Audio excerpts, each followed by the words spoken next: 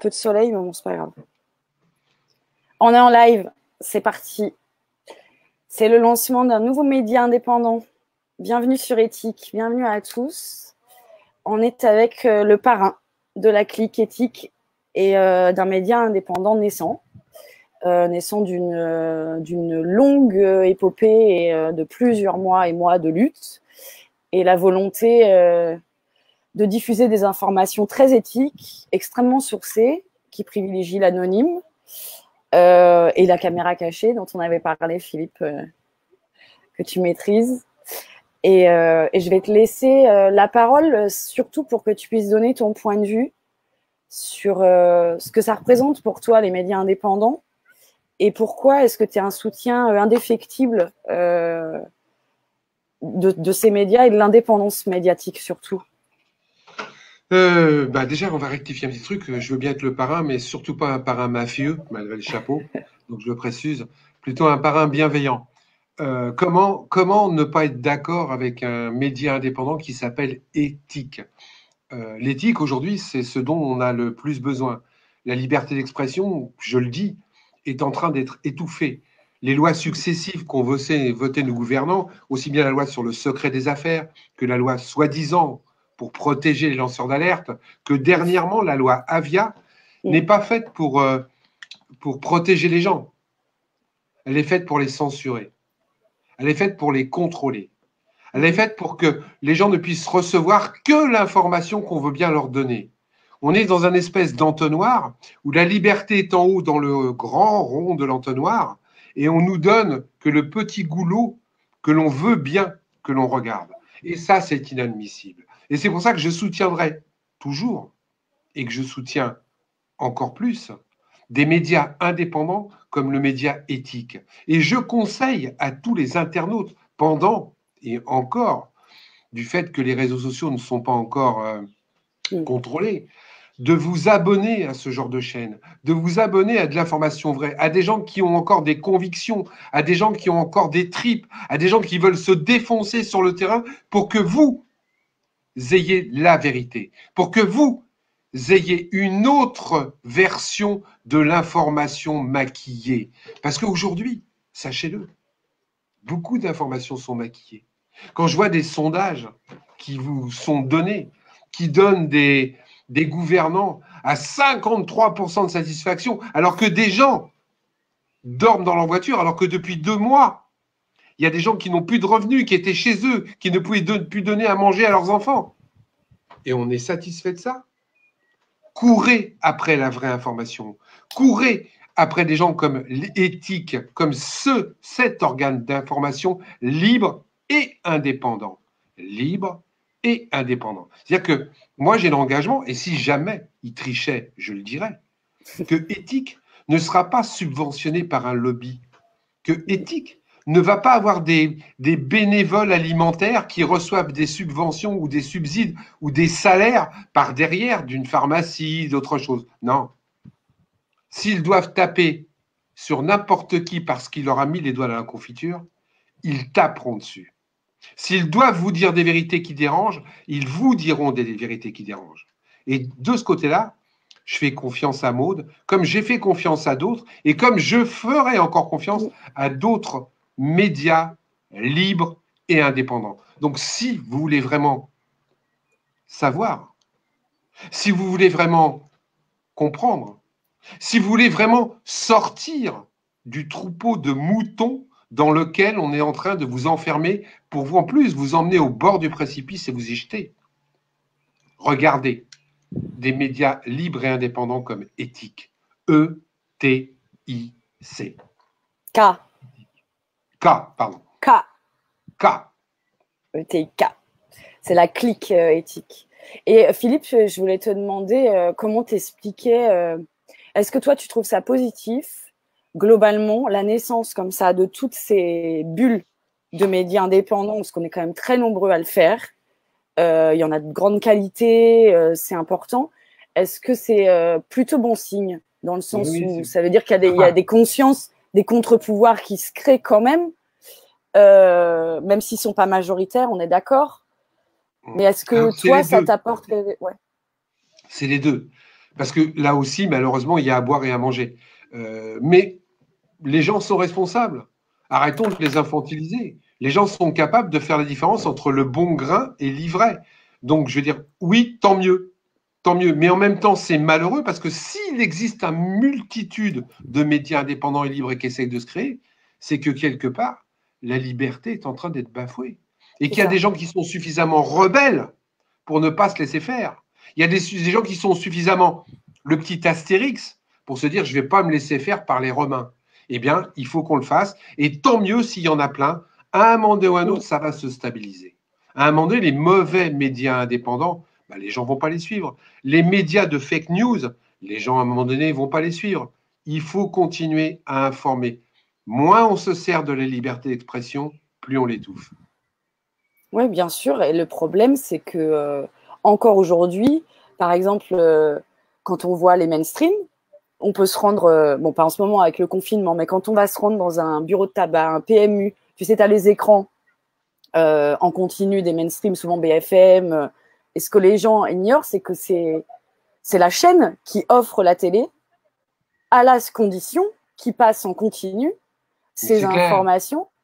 Mais c'est clair. Et Mais comment les gens s'en rendent pas compte? Mais parce qu'ils mm, ils vont au plus facile. Et je les comprends, mais c'est là où il faut qu'on travaille. Vous savez qu'aujourd'hui, la culture est en train de rentrer dans les écoles. Mais en Amérique, sachez-le, les gens apprennent à compter avec des McDonald's. Un McDo plus un McDo égale deux McDo. Voilà ce qu'on apprend en maternelle. Mais pourquoi? Parce que McDonald's donne de l'argent aux écoles.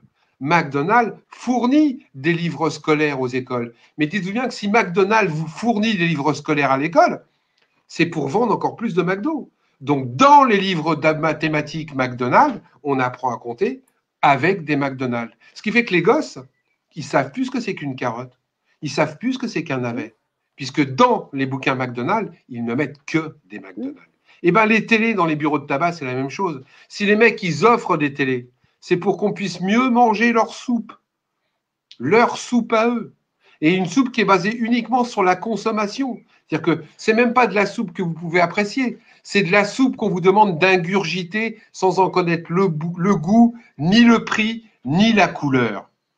Et à partir de là, ils sont contents. Et comme malheureusement, encore beaucoup de gens n'ont pas l'éveil de conscience de dire non, je veux pas ça, eh bien, ils ingurgitent. Mais le problème, c'est que plus ils ingurgitent, c'est comme l'obésité. Plus c'est tu vrai. bouffes de la merde, plus tu grossis. Et puis Et on c'est parlait ça. tu parlais du McDo. De toute façon, McDo, Ça ça se génère rejoint. de l'obésité, qui génère du diabète, qui génère des Exactement. médocs et qui vont biberonner après au labo pharmaceutique et tout Et ça c'est un bonheur. enrichit toujours les Et c'est mêmes. un bonheur pour tous ces gens-là. Mm. Et c'est un bonheur parce Est-ce- qu'ils nous maîtrisent, ils nous contrôlent. Et nous, on mm. paye. Et nous, on devient une société d'esclaves. D'esclaves. Où on aura juste le droit de survivre et de payer. Pendant que ces gens-là vivront dans l'opulence. Ça, c'est anormal. Et heureusement qu'il y a encore des médias comme vous qui peuvent dénoncer. Heureusement qu'il y a encore des écrivains comme moi qui peuvent écrire des livres pour dénoncer ce genre de choses. Mais dites-vous bien que si les gens s'en servent pas, si les gens ne lisent plus, au fur et à mesure, vous aurez plus que Hanouna à la télé. Mm. Et j'ai rien Ouais, contre Hanouna. Mais bon, bref, c'est un choix. c'est un Euh, choix. Est-ce que tu penses, toi personnellement, que le confinement a servi l'État dans le Oui, sens où ils ont passé la loi Avia, ils ont pas le passé que 40, ça. le 49.3 de la retraite, que pendant que les gens ont peur et restent chez eux, ils peuvent, eux, s'enrichir sur d'autres sujets. On parlait de Sanofi, il y a eu des spéculations sur le vaccin déjà. Ah, mais je vous conseille de lire mon prochain livre au mois de novembre. Je traite justement de tout ce qu'ils ont passé en douce pendant que les gens étaient confinés. Est-ce que tu peux donner deux, trois exemples? Oh bah tiens, est-ce qu'il y a encore des jurés populaires dans les cours d'assises? Non. Non. Est-ce ils ont réduit les normes environnementales? Oui. C'est-à-dire qu'avant, vous ne pouvez pas faire n'importe quoi pour polluer l'environnement. Eh bien, ils ont réduit les normes pendant le confinement. Ils ont réduit l'épandage. Avant, tu ne pouvais pas épandre à moins de 20 mètres, je dis une bêtise, hein, des Mhm. habitations. Eh bien, pendant le confinement, ils l'ont mis à 5 mètres, Ouais, c'est ça, ils ont etc., passé. etc. Ils ont réduit les délais de gens qui pouvaient attaquer pour la 5G. C'est-à-dire que quand il y avait une 5G qui s'installait, je te dis une bêtise, tu avais un mois pour contester. Et bien maintenant, tu as 15 jours. À partir du moment où tu vois l'affiche, tu as vu que Huawei s'installait pour installer la 5G ouais, et que ça avait été tout légiféré ça, là pendant le confinement? ça s'est fait pendant le confinement. C'est un bonheur pour eux. C'est un bonheur. Et ils vont pouvoir nous faire bosser 60 heures. C'est dingue. Et oui, et puis ils donnent des médailles aux soignants. Enfin bon, on est Mais c'est dingue, le dans petit un. colifichet, c'est bien. Et le pire, c'est qu'il y a des gens qui vont être contents. Ouais. On les a fait bosser à la place de l'État parce qu'ils étaient incompétents pour fabriquer des masques. On va leur donner une petite médaille et les gens, ils vont être contents, ils vont sortir dehors avec la médaille des masques. Mais quelle bande de bœufs! En attendant, tu toucheras toujours aussi peu. En attendant, tu n'auras pas de retraite. En attendant, tu pourras plus te faire soigner à l'hôpital. Et en attendant, tu seras obligé de t'endetter pour payer la maison de retraite de ton grand-père. Et quand on en aura marre, on le piquera avec une piqûre de Ritroville sans te demander l'autorisation. Voilà la société qu'on nous prépare pour demain. Ouais, je sais bien. C'est extrêmement Faut pas grave. me brancher, là. Bah si, je te branche. Comment tu vois l'après Covid, rapport aux manifestations, Je crois qu'il on faut va dire, qu'on la invente. désobéissance civile? Est-ce que tu Alors, penses que ce sera une autre manière de militer? Ou est-ce que je autour de pense toi, tu as qu'il entendu des faut réflexions? arrêter, il faut arrêter les petits chefs locaux.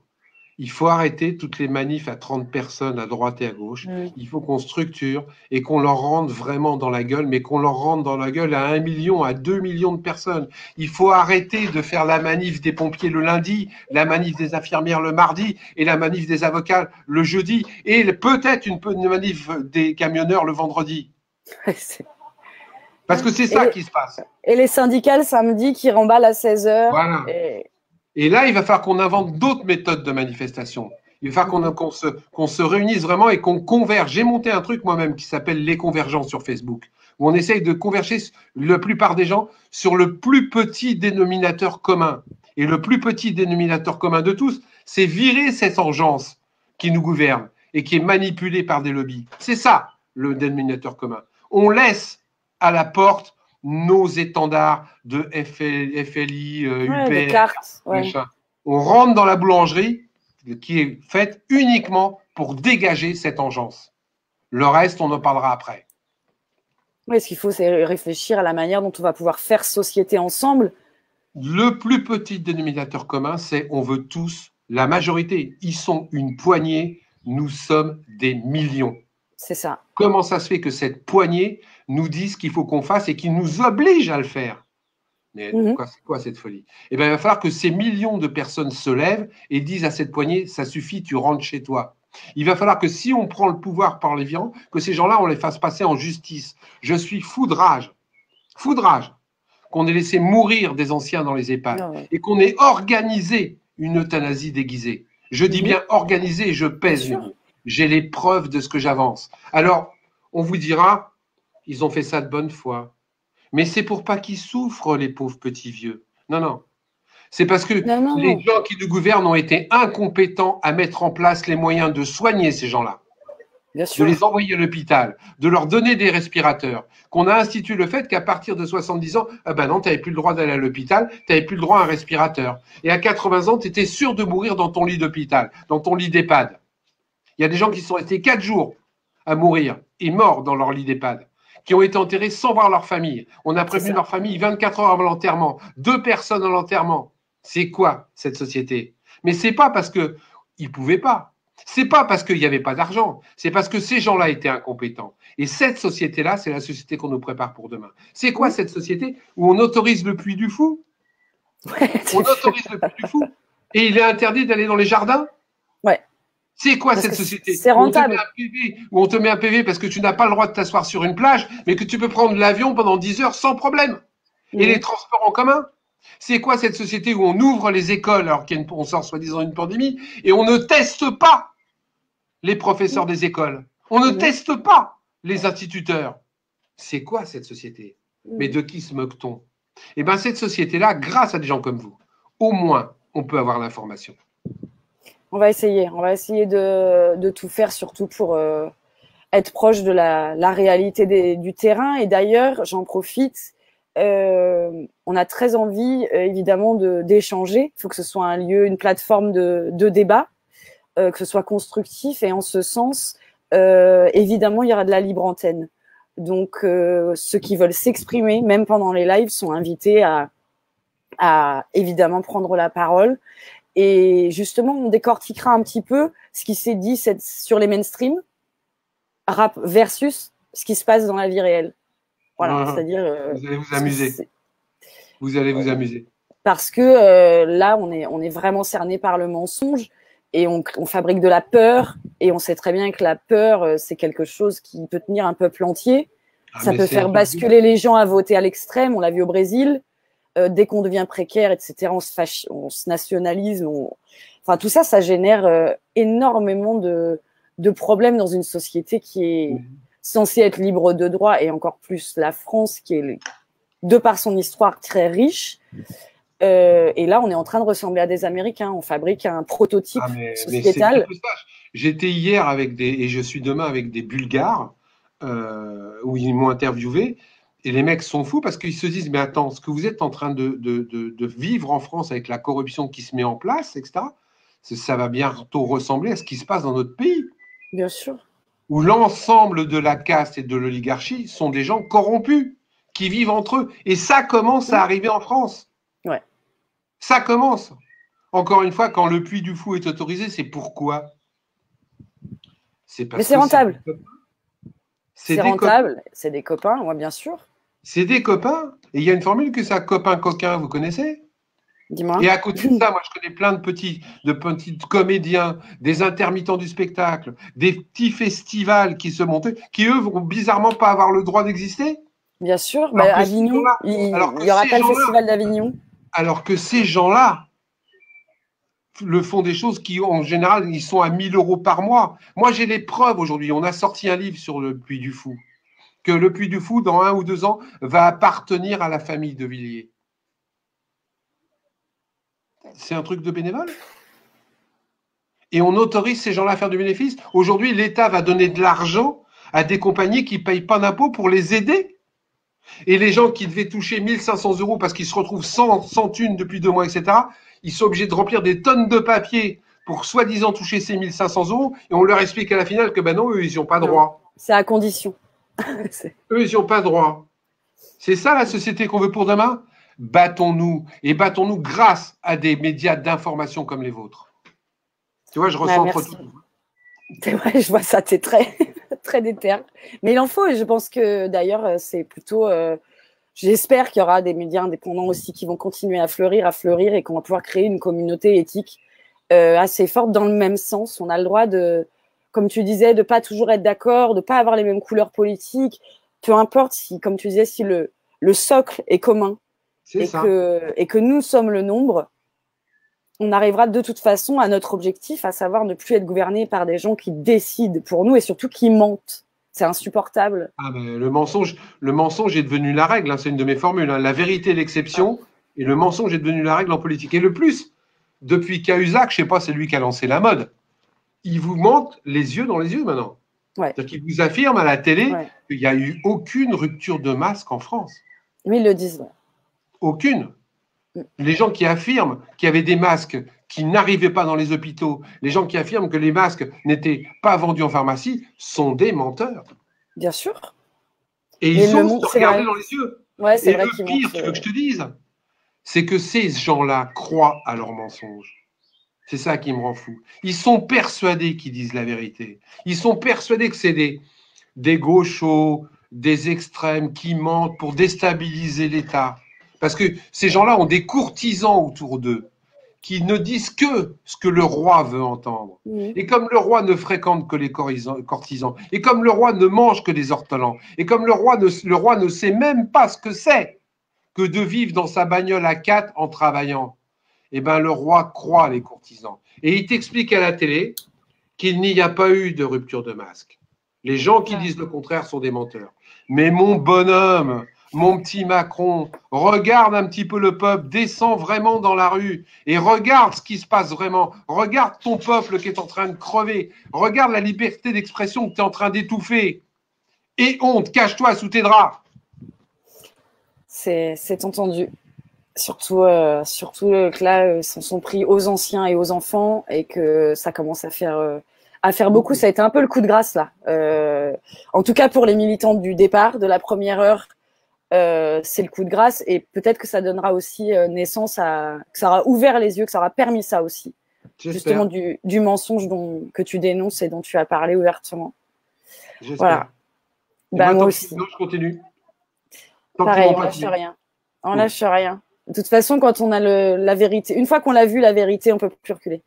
Mais il y a plein de gens qui disent la vérité, il faut les écouter. Il y a Madame Pinson-Charlot, il y a Onfray, il y a Hervé Le Breton, il y a Avrilier, il y a plein de gens qui disent la vérité. Ils vont tous avoir leur interview sur éthique, c'est prévu. Et qui disent des vérités factuelles. Je ne parle pas des bonimenteurs. Je ne parle pas des messies de la dernière heure qui vous annoncent je ne sais pas quoi avec je ne sais pas qui. Je parle du factuel. Oui, bien sûr, parce que Monique Pinson-Charlot dont tu parlais on va diffuser des interviews d'elle où elle nous donnera son point de vue de sociologue, comme tu dis, factuellement. Elle étudie la sociologie, c'est vraiment une personne, pour moi, majeure dans ses études. Prouvé. Quand Monique parle, elle a tout prouvé. C'est ça. Et l'éthique se veut aussi un média indépendant et libre, mais extrêmement sourcé et très factuel, parce qu'on est aussi noyé dans une somme d'informations. Je pense qu'on a besoin aussi de se recentrer, d'avoir des réponses claires et rapides, parce qu'on ne sait plus à force. Ça tombe bien, c'est ma marque de fabrique. Donc c'est normal. C'est bien que je sois votre parrain. Bah oui, ça tombe bien. En même temps, on n'a pas choisi au hasard. Je ne fais que dans le factuel. Bah, voilà, quand je dis Macron est un menteur, j'attends qu'il me fasse un procès, parce que je pourrais prouver que c'est un menteur. Bah écoute, vivement qu'il te fasse un procès. Mais il veut pas. Il veut pas. Il veut pas. J'ai essayé, mais il veut pas. Fais-moi un procès en diffamation. Je vais prouver que tu es un menteur. Ouais, mais il veut pas. Quelque part, c'est qu'il sait. Je sais pas. Tu dis qu'ils sont convaincus de dire la vérité. Dans ces cas-là.